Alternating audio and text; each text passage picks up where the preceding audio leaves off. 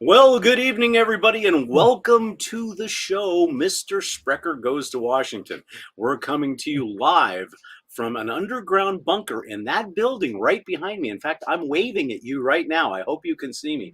But it's actually a bathroom because they don't let us smoke inside the Capitol. So welcome, everybody, to the Washington show.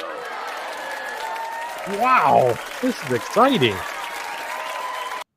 We're coming live from the Drinks and Dave's Bureau in Washington. In the bathroom bureau. It's it's weird though. Is I think it's a used bathroom that hasn't been used in a while. It's like sub level 6, and there's a picture up on the wall over here of Abraham Lincoln doing some weird crap, and I can't look at it. So how you doing, Dave?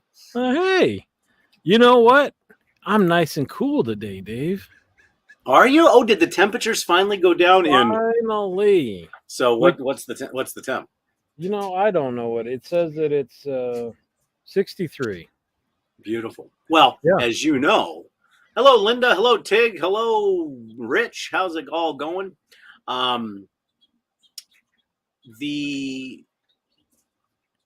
have no idea what I was. Oh, you know that I'm going to be in the nice 60-degree weather here in about a week. So, but we have to drive. We have to drive 250 miles to get to that 63 degree. Yeah, you know what's crazy is that last night was like the hottest, I think, because it's not cooling down at night. And it was one of those you wake up at like 3 in the morning and you're still hot, and you do the wet towel to try to cool off. And then by the time it cools off, it's time to wake up for work. And you're just like, okay, so what are we talking about temp-wise? Hello, Dad. How are you? James, hello. Good to see you, buddy. I think it was 80 when I left for work. It's cooled down like throughout the day. Wow, you were actually warmer than we were. We got down like 65 last night. Now we did, in fact, right now at 18:03 p.m., it is 80 at the bell. Ding! It'll be 88 degrees Fahrenheit. Oof. But we are looking at cooler weather down the road. It's going to be in the mid 90s next week. So this house does not ventilate well. So when it's warm out, they're hot out. We'll leave the sliding door to this deck open because it's 2 floors up and not that easy to get to and all this stuff. Well, you know what? Hello, Jimmy. There's this black cat that we've seen just occasionally throughout the neighborhood. I don't know if somebody owns it or what, but just last week I saw it up on our deck. I'm like, okay, that's interesting. Shoo it away. The next day, I get told that it returned to our house, and at 2 in the morning, our daughter saw this black cat on the dresser of her room, and it was not one of our cats. So we can't keep the door open anymore. One word that I'm going to throw out there that just you may want to think about: exorcism. Because Halloween's coming, a cat is inside your house. It's a black cat. There's some freaky stuff going on there. Or ask your daughter if she saw it go by on the dresser and then go by again. If that's the case, then you need to call Keanu Reeves because you're in the Matrix. Oh, that'd be better. So anyhow, what are we drinking and smoking tonight, Dave? Tonight we are drinking Lagavulin. What is it? I think this is 2021. There's it's invisible. Yeah. It's their special edition for the year. And I'm finishing off a Black Swan Torpedo. Very nice. Very nice. I am having what they call capital T. Capital what? Yeah, in Washington. This is the drink that all the senators and all the congressmen drink. No, it's Diet Pepsi.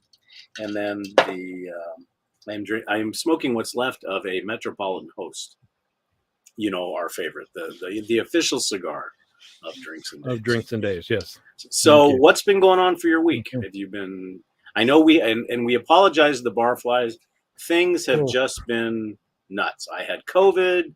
My wife had COVID. Then we got through to that, and then Dave had a little thing he was doing, which is the subject of the show tonight. Yeah. And then next week I'm going fishing. And I was telling him earlier that finally, after all these years, I am going to put a sign in my window at the barbershop just like Floyd did in Andy Griffith that says "Gone Fishing." I've always wanted to do that, so I hope you play the theme song when you drive off. I should. That's a good Yeah. idea. That's a really good idea. Yeah. Well, then, we had the discussion about this, that it's like hit and miss with when we can go live, and we were like, well, should we just go on a long hiatus until we can get the rhythm back? And we're like, we can't. That would be not fair to our fans. No, Yeah. that wouldn't. So we'll be here when we can.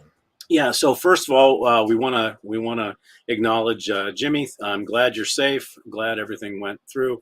But anybody, and I don't think anybody here that's in the bar flies right now is it. But anybody who is in Florida, you shouldn't be anywhere near Tampa. Go away. In fact, leave the state, because that looks like that's going to be a monster when it hits. Yeah. And Jaro, just for our audience sake, tell us where exactly, because I wasn't sure if you were in the Carolinas or if you were in Florida. So just let us know down in the comments. That would be great.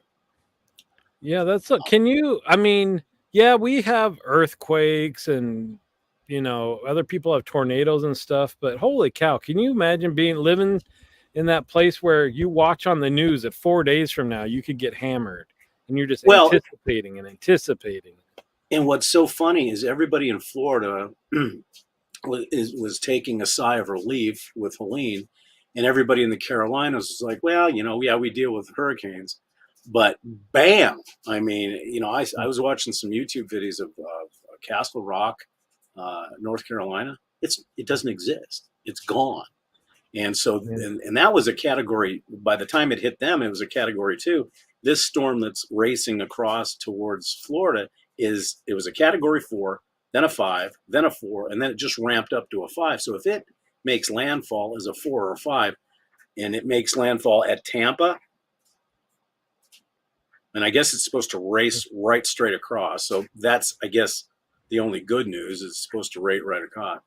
And, oh man, 9 days. Yeah, we were talking about that. I wasn't sure how long you lost power for, and not having to deal with that stuff. Our power goes out for a couple of days, and we're like, oh, what a hardship this is. But speaking of the internet, let's just real quick on the subject. I was reading something. There's no verification whether this is true or not, but I read somewhere where Musk actually made it to where Starlink was free until everything could get back up and running. Then I read somewhere else that they shut that down. And I don't, like I said, I don't have any verification of that, but I can't. I mean, I think it's cool that people are trying to bring stuff in and everything else. And I think it's cool that Musk is opening up internet. But the problem is, if you don't have power and you don't have the internet, or you don't have the Starlink's antenna, what good does it do you? But, just devastating stuff. And, that's like you were talking about earthquakes. Yeah, here we have monsoon. We have blisteringly hot weather part of the year. But you know what? I think I'm okay with it. We have scorpions and snakes, and I'm okay.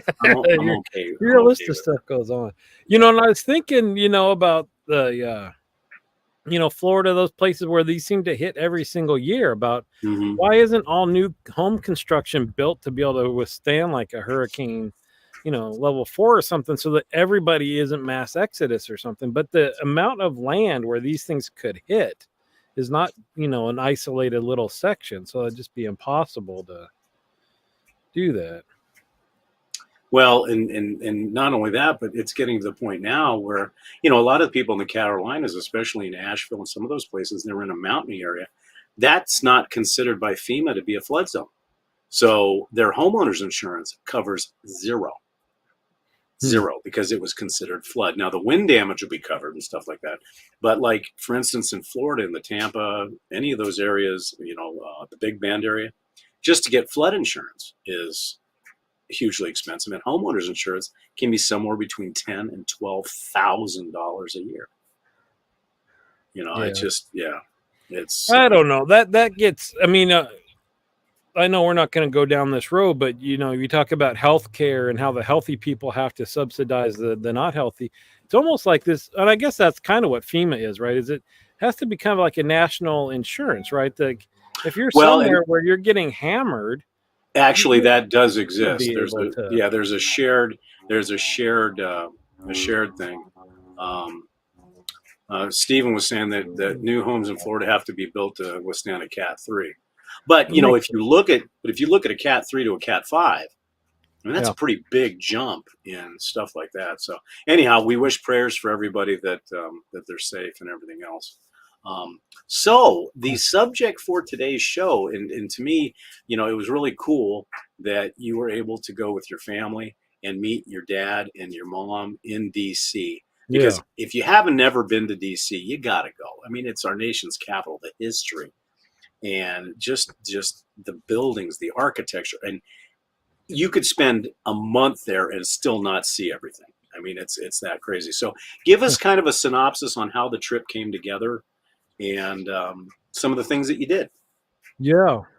Well, yeah, my parents were looking at like I think it all started that my dad's been earning airline miles for forever and ever, and they never flown first class. I wanted to take it like a trip where they just blow it all Mm-hmm. out, and Sure. they had talked about DC and New York or Canada or something like that, and I finally said let's go to DC. We'll meet you there.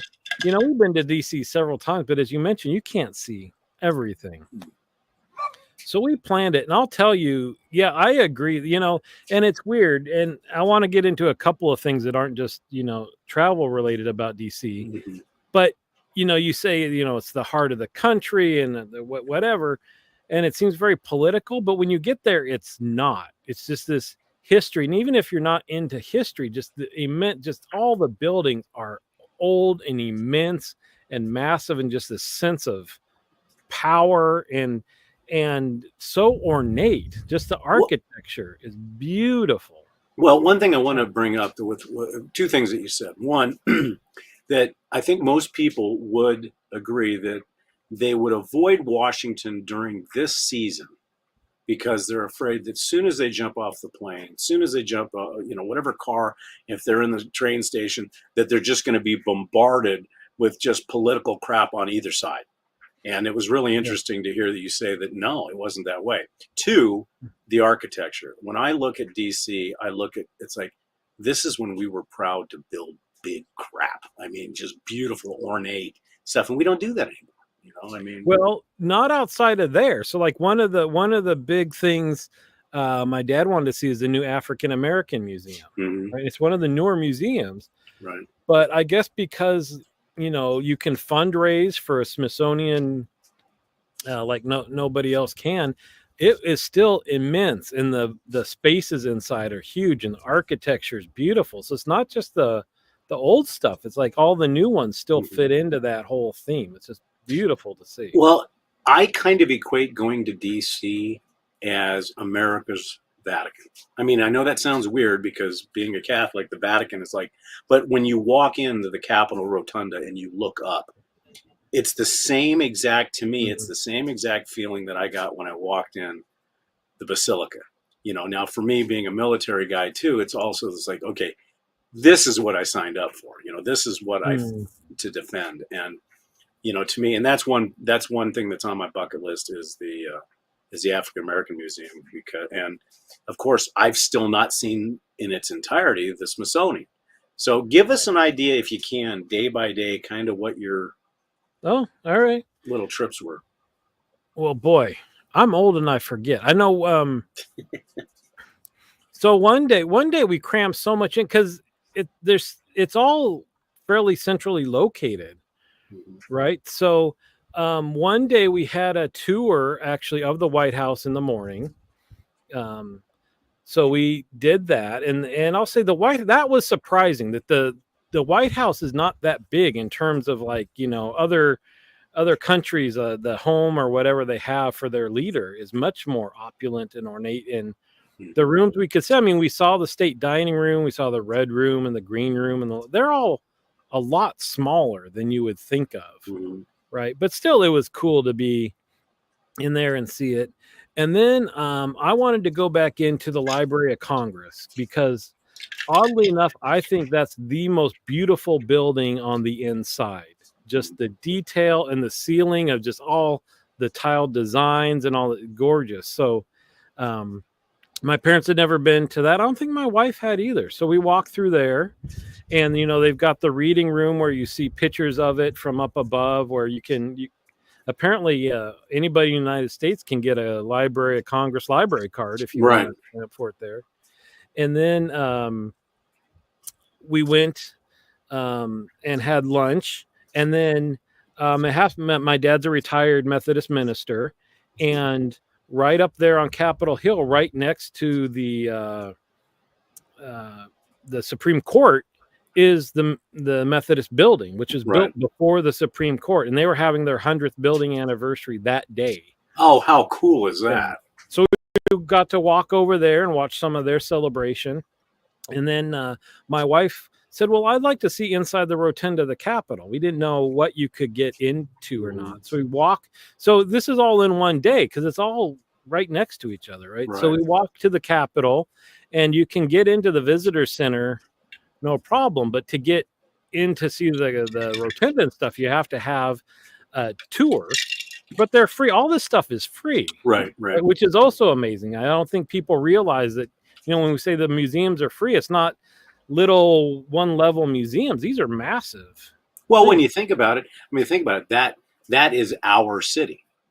I mean, so the fact that the tours and everything are free, it's as it should be because we paid for it. We're paying for it. And so that's cool that they do that. Yeah.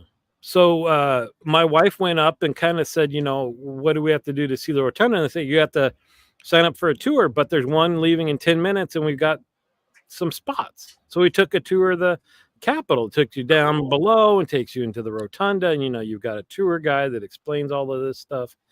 So we did all of that. I'm trying to remember. So among other things that we did while we were there is the African American Museum, which was brand new. And so that's one thing I want to hit on when we get on to other topics. Sure. We also saw a show at the Kennedy Center. I've never been in there.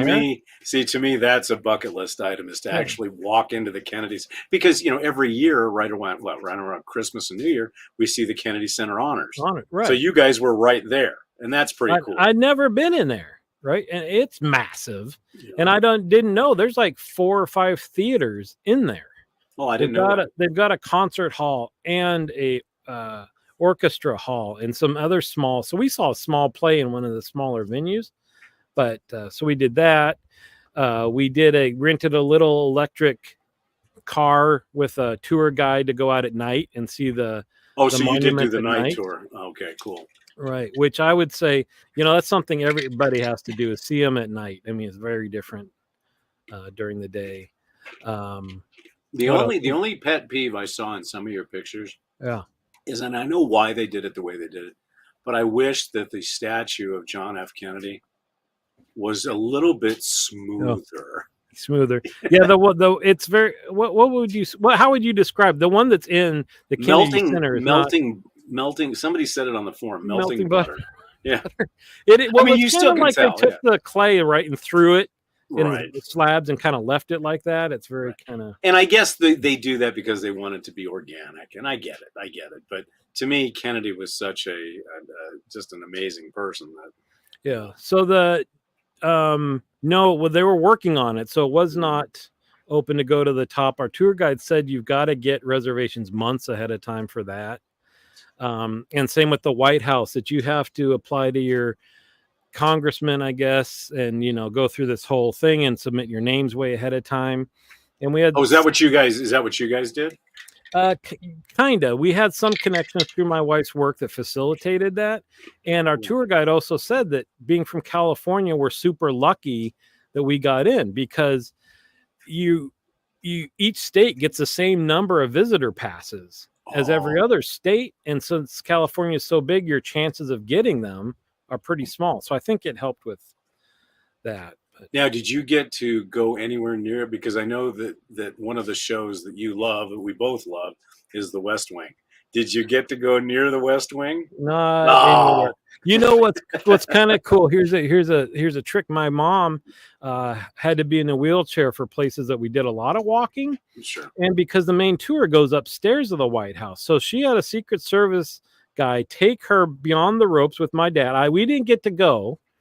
But they went down this hallway that was blocked off, and she got to see in the kitchen Oh, and took a cool. couple of photos and got to see him somewhere else, and then went up the little tiny White House elevator and then came out. Oh, So now she see got to that see right there some, is cool. Yeah, that's yeah, neat. That's really yeah. cool. She got to see some off tour stuff. That's kind of neat. Yeah, Was there anything? Now, we'll get to it because we always end up at the very end at food. with the food. But is there anything that stood? You've been there before. Yeah. Is there anything that really just jumped out at you that was just So, phenomenal? two things I wanted to share. One, you kind of touched on, we talked about before, is I was afraid, as you mentioned, of it was going to be super political, especially now in the climate and all this stuff. And the feeling that I got was the opposite. That's That cool. it made it feel like the history and so many people had come before that, yeah, whatever's happening now and what will happen in the next 4 years is just a little bit of our history. But we are, as a country, so much bigger and so much more than one person, and you hear Well, that, right? The president's not a person, it's the office. yeah, it's like what I said in the military. When we salute somebody, we don't salute the person. We salute that little whatever The that rank. rank is right there. But that's interesting that you say that, because that actually what you just said gave me tingles, because that's, I think, where those of us that are military vets, that's what we realize. It's not two people for 4 years and that's what we're worried about our country. It's the hundreds of years that led up to this, and you can see that. And I personally think, and this may be, that when you touch those buildings, you touch those columns, there is a soul and a life to that. And I think that it's cool that they keep, and they keep everything non-political. For, like you said, you were expecting it to be that. And then what that makes me think of is how much of what we're seeing as far as the political environment in Washington is actually the media creating that, which I think is interesting in itself. Well, obviously, whoever's sitting in the chair at the moment changes laws and things for a period of time. Or if you throw somebody on the Supreme Court, it can change it for a long time. But like, you're standing in the rotunda of the Capitol, how much stuff has happened right there, right? How many people have laid there in their caskets and been honored, or how many, of the leaders of our country have been through that same space? And yeah, it's kind of what you're saying, is that there's so much has happened. Well, and everywhere. I was fortunate when I was in the military that I had my commanders in chief were two from opposite sides. I had Reagan as a commander in chief, and I also had Clinton as a commander in chief. So, like I said, we saluted the office and the collar, not who the person is. And I think that more people that know that it's not the person, it's the office. And I think Well, and it's I would have cool. to hope, in terms of the military, people that are not connected with the military, maybe don't support it, all the memorials they have there make it personal, right? Especially the ones that do list all the names. It's like, right, this isn't some war you're watching on TV that maybe you don't agree with. There's, people now, and family and all this stuff. did you go to any of the military memorials at all? The Vietnam, the wall, Okay. that's my favorite memorial there. Yeah, And that's one that just powerful. Basically stabs you. I mean, it's just the power that's there. One thing that I have not had a chance to go to Washington yet and see is the Air Force Memorial, which I hear is just amazing. We didn't go there, but you can see it from all over the place. Mm-hmm. It's huge. Now, somebody had made mention to me a few years ago that, and I think this was at the Lincoln Memorial, that there had been some tagging and some graffiti. Did you see any of that? Oh, okay. No, the town's so clean, and boy, police law enforcement all over the place, right? And again, the tour guide said, you got to remember, they've got the city police, the park police, the Secret Service, the FBI. I don't know. He listed off all the people that, you see black Suburbans all over. They're constantly shutting down streets and police cars sitting all over the place with their lights going. And sure, Did you get a chance to see anybody? And I would include Congress and Senate and stuff. Did you see anybody notable? No, nobody. So that was one thing, is it wasn't political. So the other thing, Can you put that back up for a second? yeah, I want to read that. So Stephen says, in recognizing the atmosphere was not very political, most of the people roaming around weren't political appointees, but employees at many levels of many brewers just going about their daily jobs. So the way I read that is it's like you're in a city, like a big city, let's say downtown San Francisco or downtown New York, and people are just going to work. They're just doing their jobs. Well, and you realize, again, no matter who's sitting in the chair, the Department of Agriculture still has to keep doing their job, right? We're supporting farmers or trade deals and all that stuff regardless, So the second big thing that stood out to me was the African American Museum. So I'll just say in general, there's two sections of it, the top 3 floors and the bottom 3. And the bottom 3 are kind of all the historical stuff that take you from the beginning of slavery way past before the United States, and you slowly work your way up. And then you get into like the civil rights movement and things like that. And Washington, D.C., all of the museums do an amazing job of making things personal. Stuff you would just see on news stories or movies. They don't seem real. They make them very real. And it was watching all the civil rights stuff and people just being hated and denigrated and all this stuff just because of their skin color. Mm-hmm. And then it really hitting that that's still happening. Oh, not absolutely. necessarily with African Americans, but other groups in our country. And you're just thinking, how is this even a thing? That was just such a powerful, sad feeling that there are still people that, and still with African Americans with some people, right? But other people, you're from some Middle East country or wherever, and you could be here as a legal citizen and people still hate you. Not just even, and it's not just the color of the skin, it's what you believe too. And I think Dave would agree that, maybe not as much in the open, but Christians in general, they're not well liked by a lot of people, and it's just, I would call it overall racism. It's like this scab. It just sounds terrible. This is the scab that you keep itching at and you keep peeling off and it keeps reforming and you peel it off. And it's like, why? We're not stupid. I mean, we're not a stupid species. Why can't we get rid of it? And as from a joking standpoint, not to make it too heavy, but that to me is the main reason why we haven't been visited by aliens. I'm serious. You remember the movie The American President, where he has a speech at the end about whoever his opponent is. He finally stands up to him and he says, all he does is tell you what's wrong and who to blame for it and who to be scared of. Mm-hmm. Right. And that's all I kept thinking is that, we're instead of saying I disagree or I don't like your point of view on this or that, it's like, mm-hmm.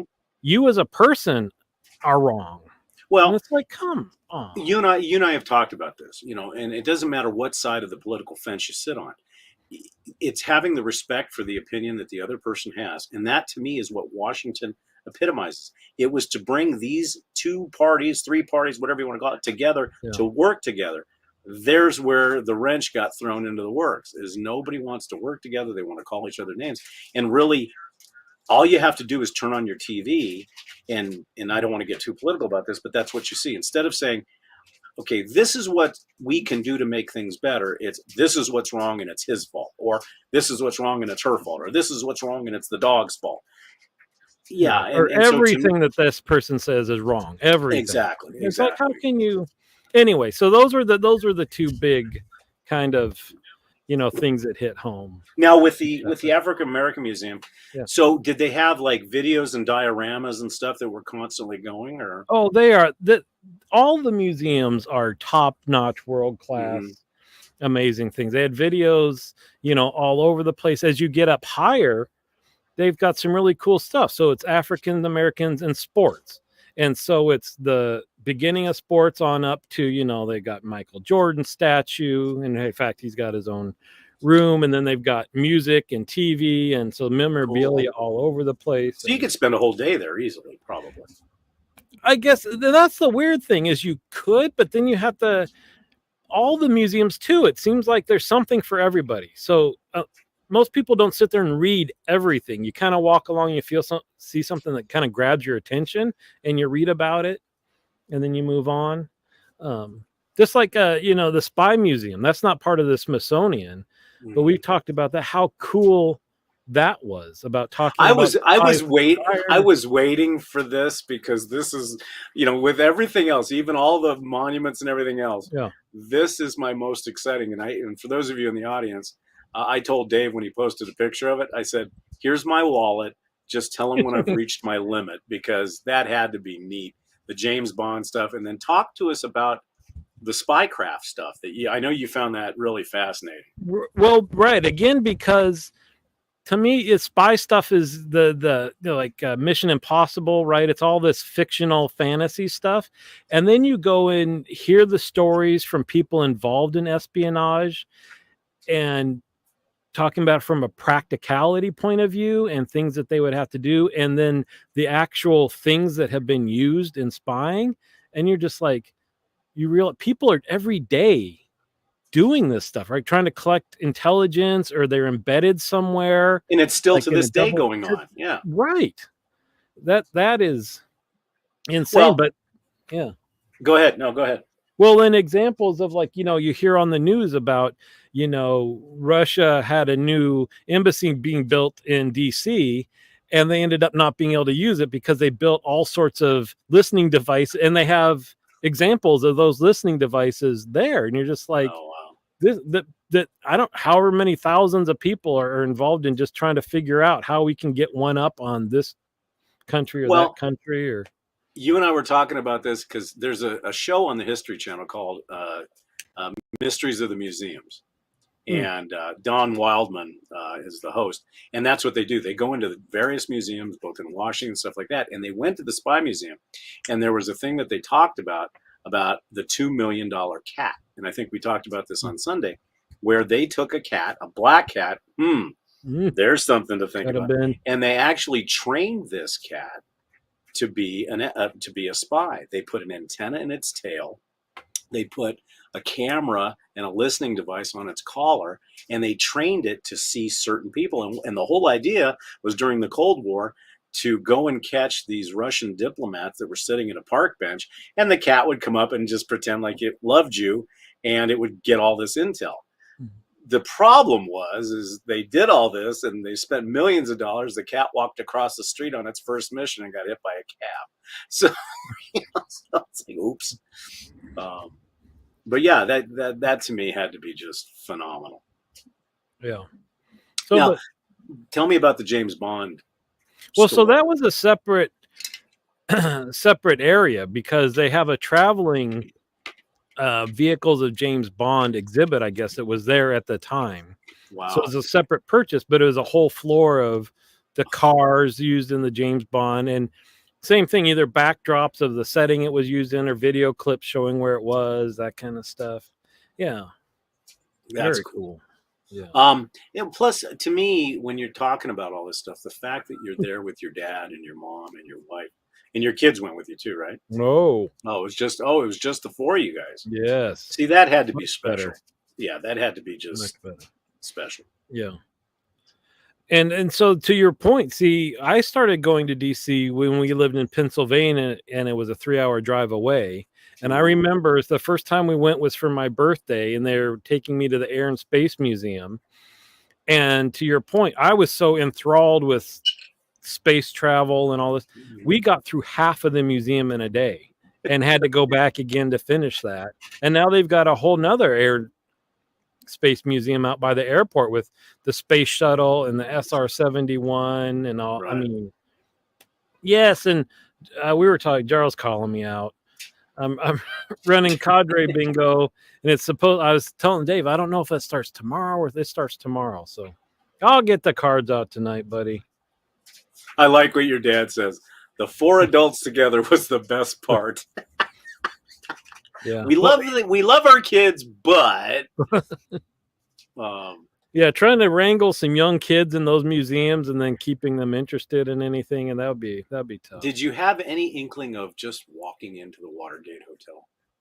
Into a what? The Watergate Hotel. We drove by it all the time. Yeah. They do have the file cabinet that was busted open there in the American history. Do they really? And of course, it's got a picture that says, "Yeah, G. Gordon Liddy forgot to turn off his frickin' flashlight." So I mean, it's neat that the overall environmental health of of Washington felt like being there for the history, for all the other things that were going Yeah. on. Well, I'm Um, with you. Everybody should see it. I mean, even if you're not into museums, there's got to be. I mean, if you're into art, there's a museum for that. If you're into minerals and fossils, I mean, there's got to be something that everybody be into there. well, what blew me away about when I saw the Smithsonian, the main part of the Smithsonian, is you look down and it's multiple buildings. I mean, Hmm. it's not just one. You walk in one entrance. I mean, like I said, you could spend a week just doing the Smithsonian. So you get an idea, and it's not a big place. Washington D.C. is not a big place. Yeah. The District of Columbia is not that huge. And like I said, if you can walk, have to. I'm not an in shape guy, and you can walk all over the place there from one thing to another to another. Right. Yeah. Well, and you felt safe too. That's the main thing. Um, what else did you see that our audience would be interested in before we get to the important stuff, which is food? We did go to Georgetown. Jaro asked about that. That's a cute little town. Very old buildings. Again, like it's like San Francisco row houses that are all right next to each other, right? Except they're all made out of brick and stone.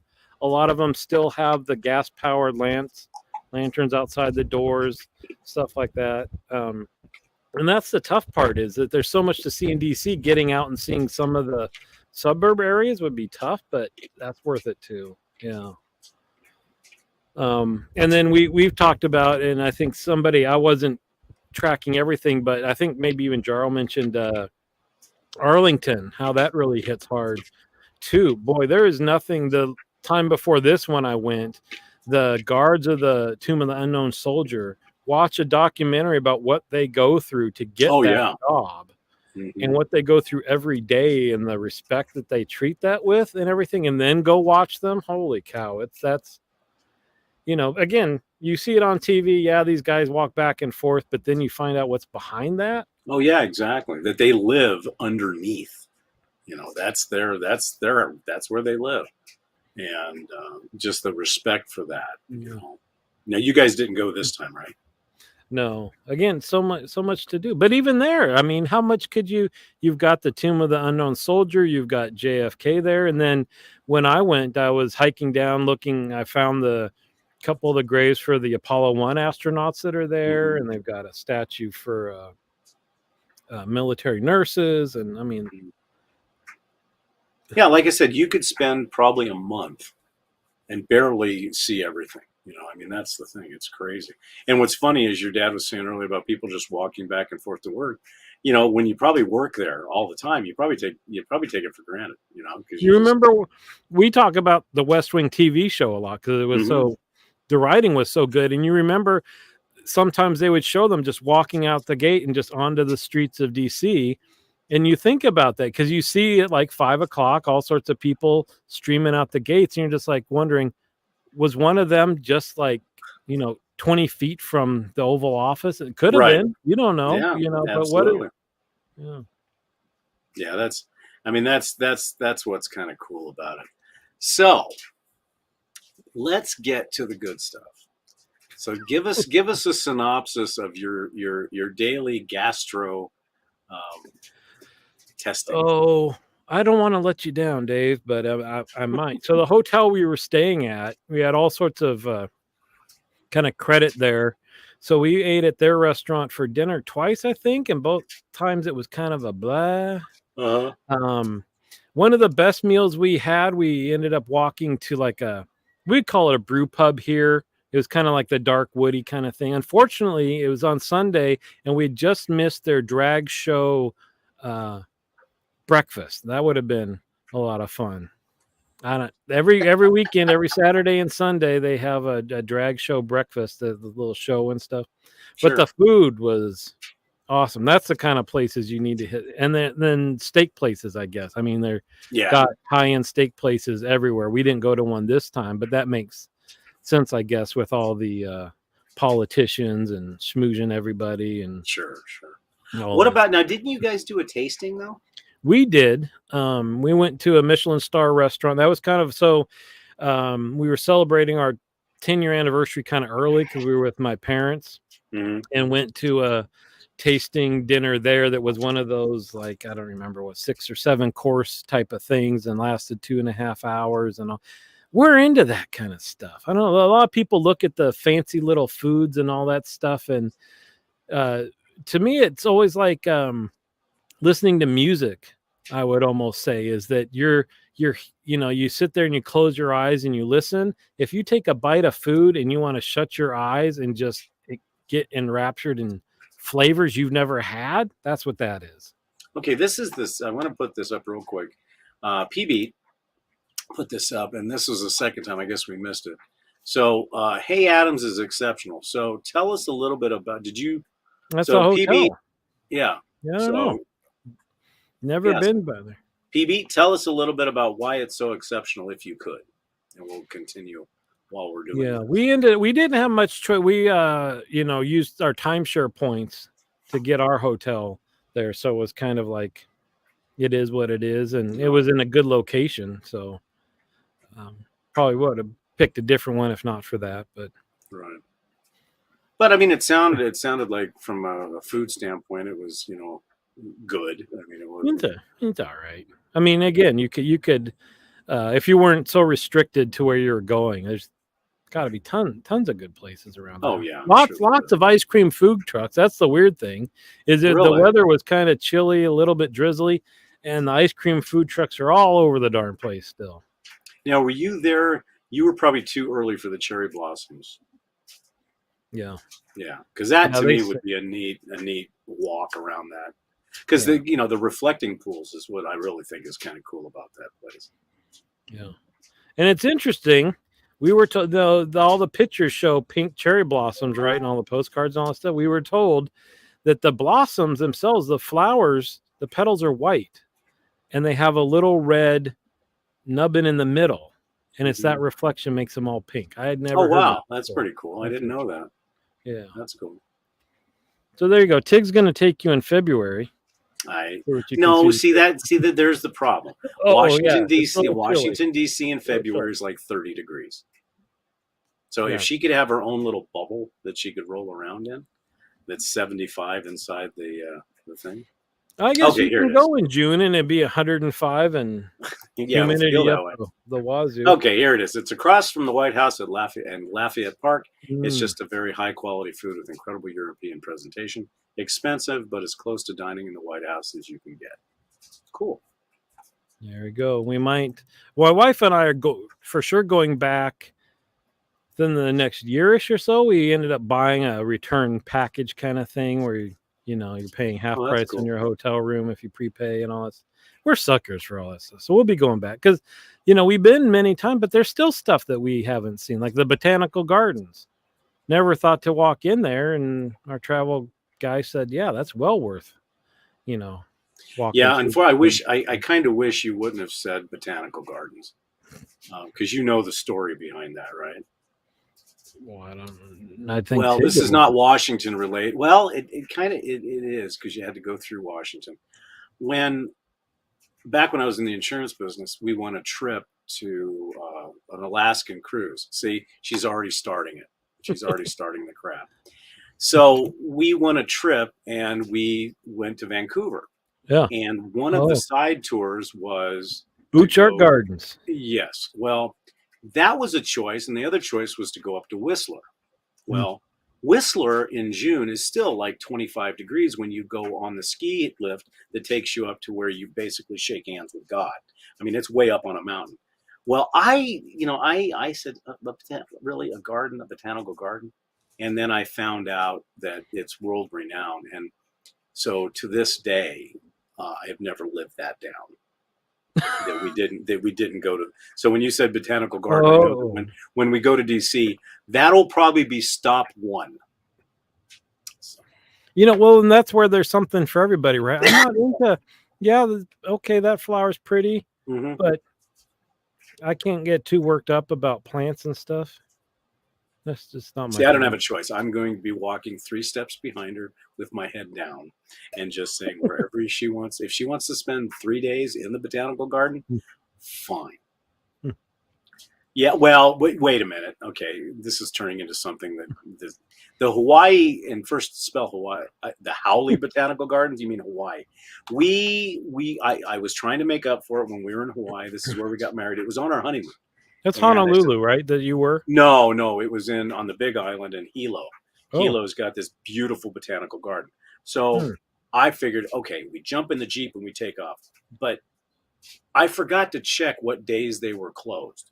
So we got all the way to Hilo and we got to the entrance and closed on Mondays. So that was strike That's a 2 for good me. plan, Dave. Yeah. Well, so you owe her 2. Yes. Ooh. Yes. And I tried to, buy her a couple of bouquets of flowers, but Well, you got your own botanical gardens going there anyway. that's true. Well, and then Yeah. the third strike is the fact that at Bouchard Gardens, which is located on Victoria Island, apparently Victoria Island has one of the largest populations of cougars, mountain lions. Oh yeah, Really? Huh. yeah, you'd be sitting in your house, they'll just walk by, and that happens to be your favorite animal. So that was strike 3 for me. So, Well, I guess you'll have to take her back on an Alaskan cruise. she won't go. I mean, it's too cold. So, but I'll have to take her just to Victoria. But Washington D.C. definitely.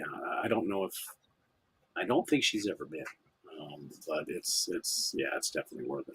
So again, anything that if you were to recommend 5 things, and I'm just throwing that out as a number, 5 things to see Wow. while you're there.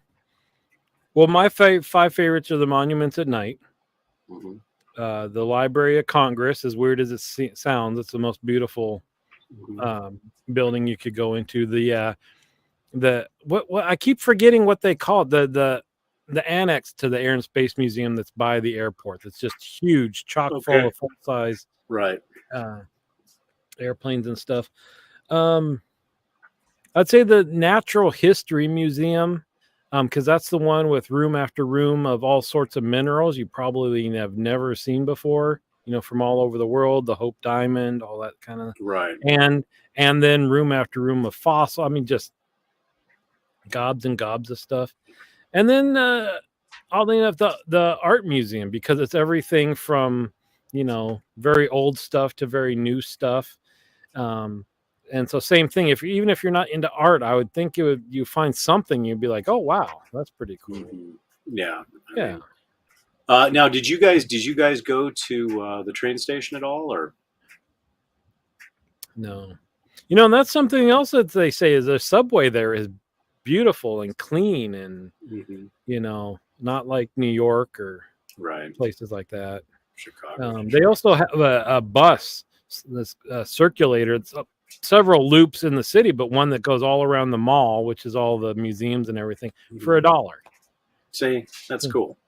Yeah. So there's really no, even from an affordability standpoint, there's really no reason that all Americans shouldn't go to see the Capitol. No, I mean they got their like you say, the subway and the train. So if the hotels are pretty expensive in town, you just stay out of town a little bit and take it in for the day. And oh my God, Dave, they've got some awesome cigar stores there. Oh, do they? Just decked out, yeah. Now, are they lounges too, or just stores? Did you get a chance to enjoy one? No, and my wife did offer, but the one that would have been most opportune is we spent the last day. My parents came back a day before we did. Oh, okay. And we went to go meet her cousin in Virginia.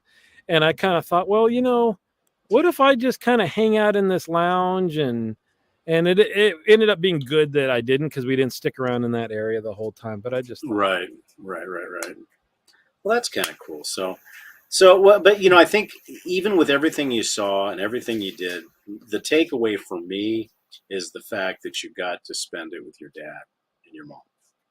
Because how often, especially as we're all getting, a little long in the tooth, how many times can you actually enjoy spending a vacation as adults?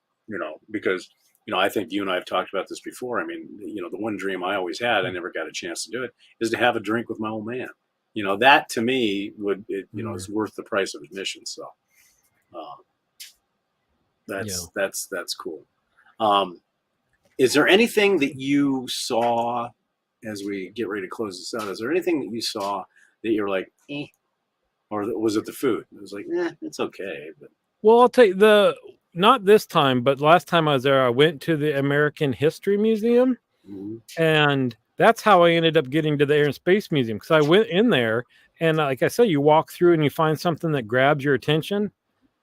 No, I could care less about. I mean, yeah, they had, what did they have? The original Muppet dolls, and the ruby slippers and Fonzie's jacket. Yeah. Yeah, I'm just like, all right, so I'm just whizzing through seeing all this stuff, and I'm like, I'm out of here. And I went to the Air and Space Museum. That one, but again, like, it's because everybody's got something different. So that one to me was like, eh.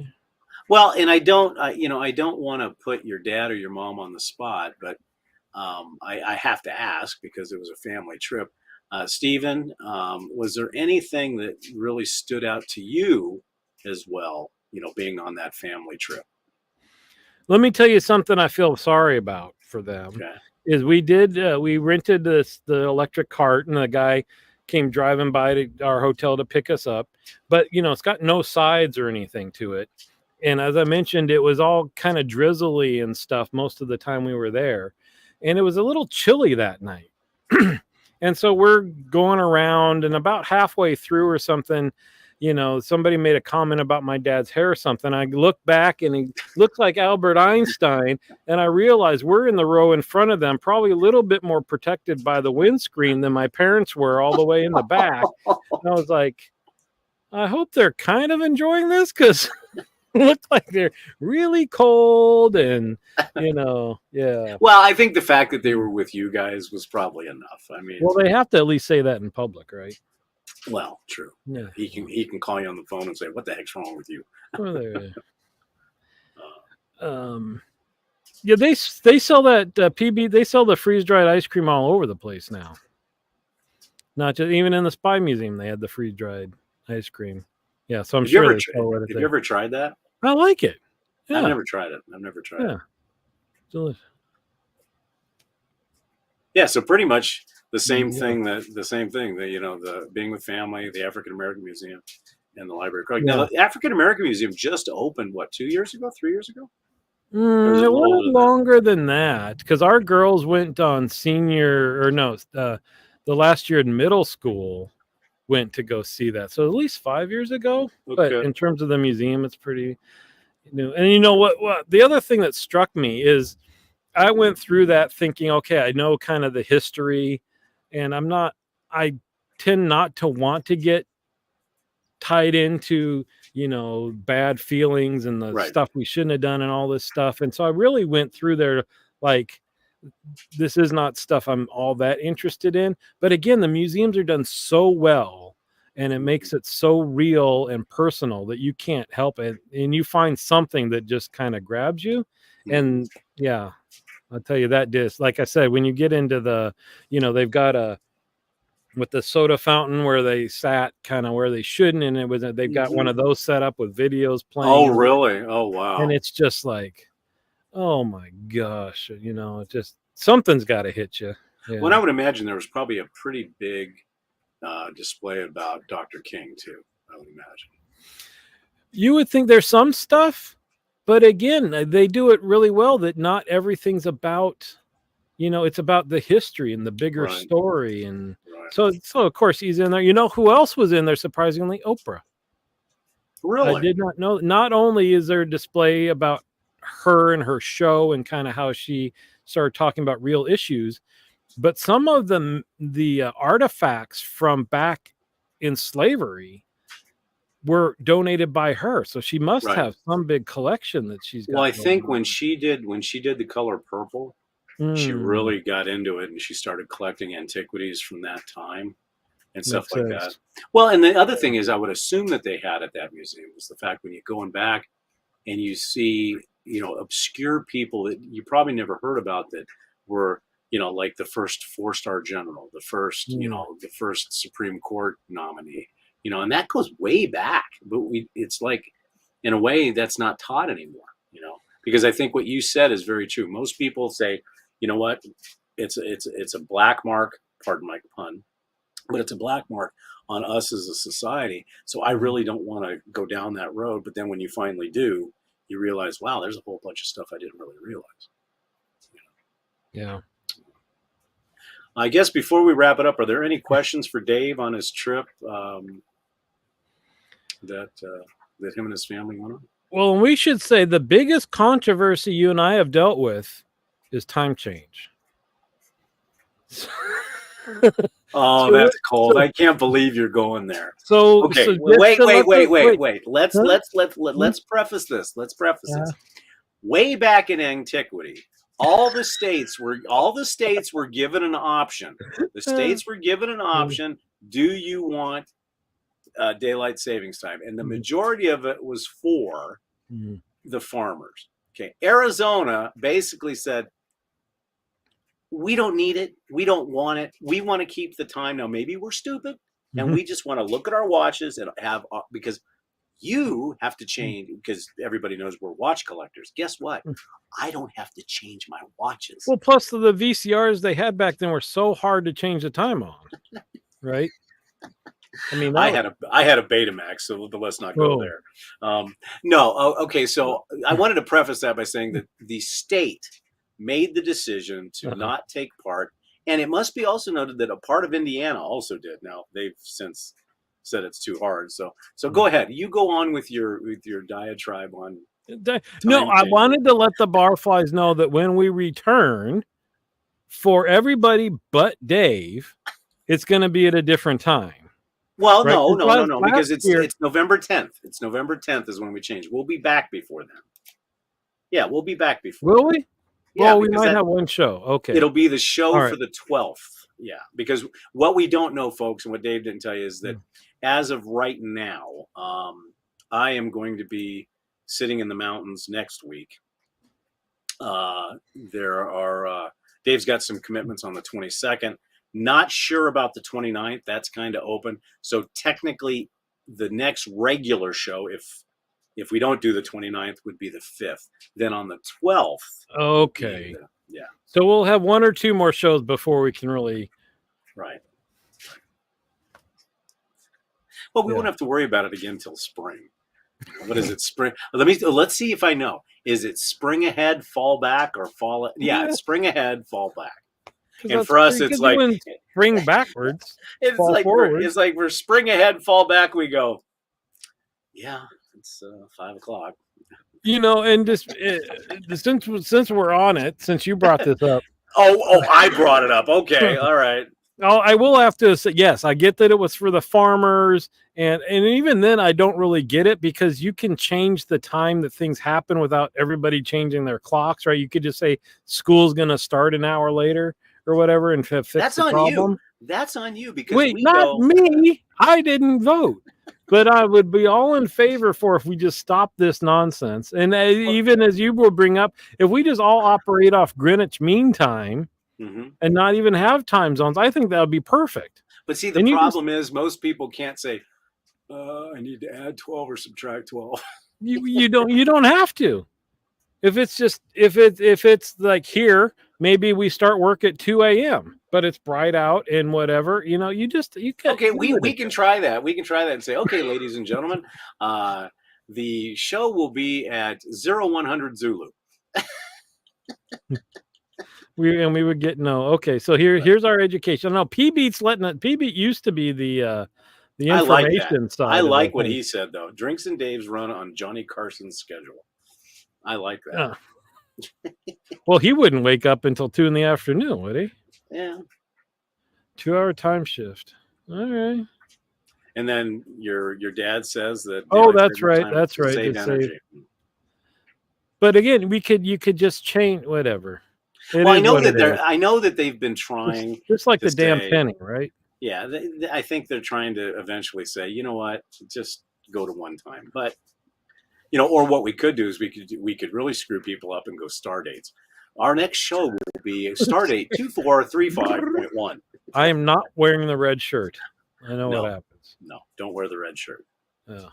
Don't wear the red shirt. All right, buddy. Well, I hope everybody enjoyed this show. To me, it was fascinating to listen. And like I said, to me, the most important part of this whole thing was the fact that, how many families of multiple generations travel together anymore. When I was a kid, we did the cross country because my dad's family was in Pennsylvania. Yeah. So we got in the car and blasted across the United States and saw the caverns in Missouri, the big ball of string, the giant boot, and and people just don't do that anymore. But I have to ask one question before we close. How your dad liked first class flying? Well, I know my mom, I think they really loved it, especially getting to use the lounge before the first flight out here. Sure. That's the way to go. I wanted to say something else has happened since our last show. I think you got a new family member. Oh, yes. And I should have posted a picture of it. Yes, let me give a little backstory because Kona, we lost our cat Maui. And so Ruger's been kind of, bummed out about that. But Ruger and Kona, our one dog, our German Shepherd Husky, love each other. But it's a cat, so I felt that Kona needed a companion. And so Sharon said, okay, we can do this down the road. She kept pushing it, punting the ball down the road. And finally I said, let's go to the animal shelter. And of course, we went, but there were some conditions. One, it had to be like a Australian Shepherd or the miniature collies with I can't remember, Sheltie. And something under 30 pounds, because just in case the dog gets sick, it's you're not lifting something up. So we went and we searched through all the thing. Now, me being the devious person I am, I kept sending her pictures of huskies, that were in the shelter, and that wasn't going very well. But the other thing was that she said that it had to be a female, because in her mind, there was too much testosterone in the house because we had 2 male cats and a male dog and me. So she goes, I want estrogen, not testosterone. So we went down there and we went through the whole thing and we didn't really find a dog. Then we came back up and the one dog that I really liked was in quarantine because she had a kennel cough because they had found her roaming the streets. She was 4 years old, 100% purebred husky. But we thought she was a smaller husky because she was 39 pounds. So Sharon asked a question, how much does he weigh? 39 pounds. Is she good with cats? Yes. Is she good with other dogs? Yes. And so I'm getting excited. And I said, honey, it's small. It's a small dog. So we went back into quarantine, had to get all suited up, because the dog was, because they didn't want us to bring home any kennel cough back to our dog. Yeah. Well, it just so happened that the stars aligned and the vet tech came out and said, hey, she's on her last day of her medicine. You can take her home and she's going to be fine. So Sharon gave me a look that I will never forget. And beep. And so we brought her home. Well, what we failed to realize is that she was just an underweight husky. And now she's eating and she's big and she's going to be a big dog. Can you call her? We want to see her. Let me see. I don't know if she'll. Leica! Her name's Leica, by the way. I'll see if over 39 pounds now, huh? She's probably right around. There she is. Come here. I know you're wagging your tail. Come here. She's being camera shy. She's a beautiful dog. Anyway. She is a gorgeous dog, and she's sweet and everything else. And so our fishing trip, it will be the 2 dogs and the 2 dogs and the cat staying home. Yeah, I'll tell you, PB, the only thing I like to drive over half an hour for is Napa. Anything other than that, Okay, we're going to attempt to show you the pooch.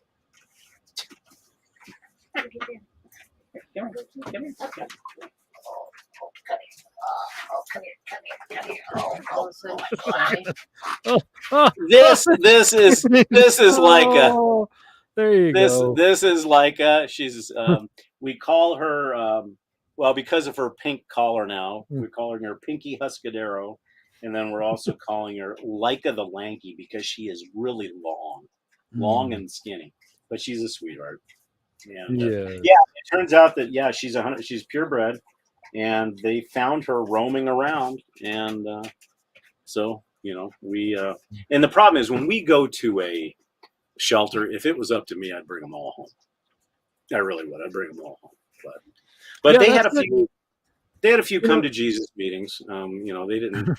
She didn't want to have anything to do with him in the beginning, but now um, they're loving each other. yeah, I know people do what do you call that when you kind of keep one just for Foster. foster? I don't. I could That's never do got it. to be tough, right? Well, I mean, She actually came. When they found her, the first thing they did was they tested her, and she needed to be spayed, so they spayed her, and then she was at a foster, and we got a complete report. And the dog was being fostered, and apparently the other dog in the home was very, very alpha and did not get along with her, so they brought her back. And that tears me up, And see, I could never foster a dog because yeah, it's like, just that'd be it. yeah, you want to foster this one? So, yeah. All right. Well, we gotta wrap it up. Jaro, the Zoom calls, we had one this last Sunday. So when Dave was on vacation, we wouldn't have one anyway. Yeah, so we're on the schedule. He doesn't care if I can join. He have them anyway, so they should be on track. Yeah, exactly. So, yeah. Well, I hope everybody enjoyed the show, and like I said, we will keep everybody posted. So check your YouTube notifications. So right as of now, the 20. Correct me if I'm wrong, Dave. So we won't have one the 15th. Won't have one the 22nd. The 29th is up in the air right now, and then if not, it will be the 5th for sure, and that will be that'll be our election day show. Is that election day? Yeah, Tuesday the 5th of November. Oh. So, but we won't. But we don't do politics here. We don't do. Well, politics. I know that'll be. Well, all right. We'll talk about chili. Yeah. We'll talk about chili. So anyhow, we appreciate everybody. We thank you for joining us. I hope everybody had a great show, and I think that's about it, Dave. Wouldn't you say? That's it, buddy. All right, everybody have a great rest of the week. We'll see you in a couple weeks, and like I said, we'll keep you posted on how everything's going. Say good night, Dave. Night, Dave. See you. Have a good night.